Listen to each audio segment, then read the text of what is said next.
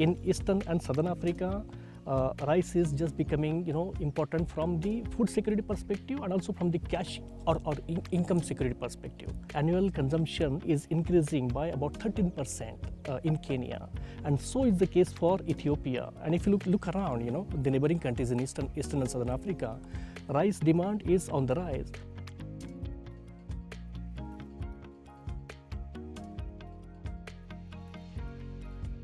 In terms of consumption, there has been a lot of changes in terms of dietary requirements and also increasing population and also increasing the number of youth. Rice is very good in terms of cooking. It takes shorter time to cook. So this increase has led to the country importing 85% of the rice that we consume. So there's a huge gap between the annual consumption or annual demand and the annual local production, domestic production.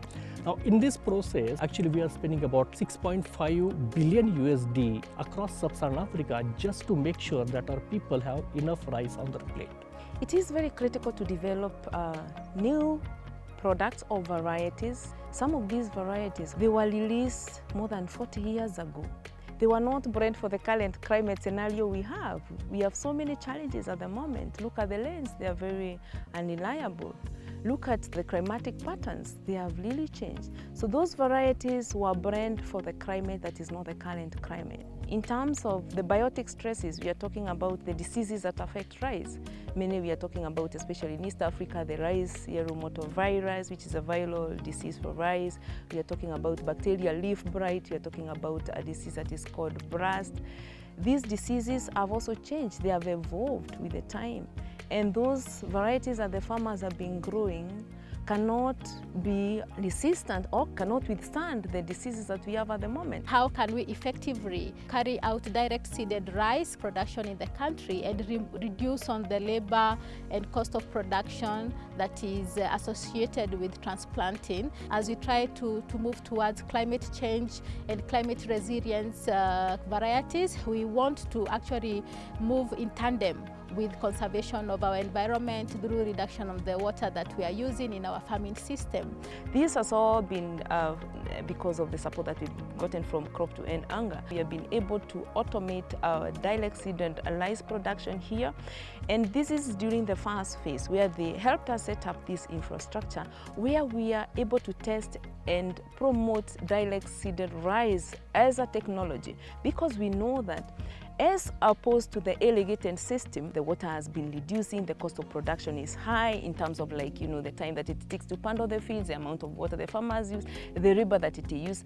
Direct seeded rice is very viable, especially in the current production system, in that we can have varieties that have a shorter duration period. Also in terms of greenhouse gas emission, rice also, especially in panded field, is rated as high in greenhouse gas emission. In direct seeded rice, we know that in terms of greenhouse gas emission, DSR has the least when you compare to the panded or irrigated rice production. Something we are very proud of is one of the variety that we released here in the country called Komboka, which means to liberate, kukomboa in Kiswahili, to liberate. And this variety has really come to as a game changer in the country. The advantage to the dissemination of Komboka to the farmers has been specifically on yield, because farmers have been able to achieve almost double the yields that they have been achieving previously with earlier released varieties in the country. While Pishori is yielding about 2 tons or maybe 2.5 tons per hectare, this new variety which is called Komboka, so that is yielding significantly higher, about 6.5 tons to 7 tons per hectare. So Komboka is a variety that you have bred and released in collaboration with our major partner here, CARO, Kenya Agricultural Livestock and Research Institution. And the beauty of this variety is that in addition to the yields that I've mentioned, it is semi-aromatic, which means, especially for the country, the people in the country prefer, what we call fragrance rice or slightly aromatic rice. In addition, this variety matures 2 weeks than the variety that the farmers grow. So they can be able to save on water, they can be able to save on labor, and also means that lowers the cost of production. In addition, this variety has moderate resistance to some major diseases like blast and bacterial leaf blight, and also The milling recovery, you know, at the end of it all, when a farmer or an agribusiness harvests the rice, they want to see how much of the rice is all grain as compared to the broken rice. So it means in terms of the end rice recovery, we call it, Komboka as 67%, which means that at the end of it all, the farmer can be able to get more yields from Komboka. Also, it's very suitable for both the irrigated and also landfill lowland. When we look at the changing trend in rice cultivation, typically in Kenya and also in maybe other parts like Tanzania and other countries also, now farmers are asking for new varieties. Farmers are curious about the new technologies. We can demonstrate the benefits of the new technologies, benefits of new varieties to the farming community. So together with our national partners, we design the product, we discuss the traits that needs to be incorporated there. We make sure that we have all our product concepts all aligned with the national partners. So we work hand in hand with them from the product design, conceptualization, design, market segmentation, updating this information to make sure that the product that we develop fit the market segment that we have agreed that it should fit. We've been able to participate in the project on crops to end hunger, and through the project we've been able to receive equipment and infrastructure to help us in our research activities, as well as training on how to use some of these facilities that we are receiving from them. We've received training on speed breeding, especially for the breeding program, and a total of 25 scientists and technicians have been trained.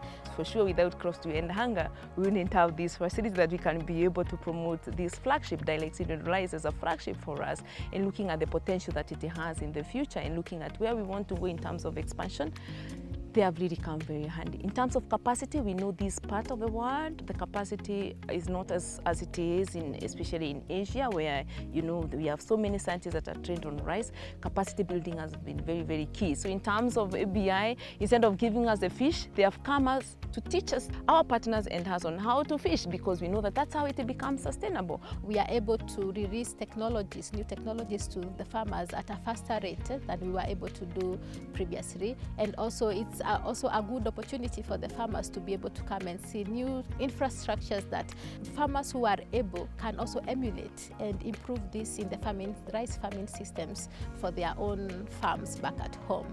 So ABI has really come to support us in terms of shortening our breeding cycle, modernizing our breeding, capacity building. A lot of our national partners have been supported in terms of training our researchers, both our technical team and also the scientists. So we are very, very grateful for ABI for the support that they have been giving us.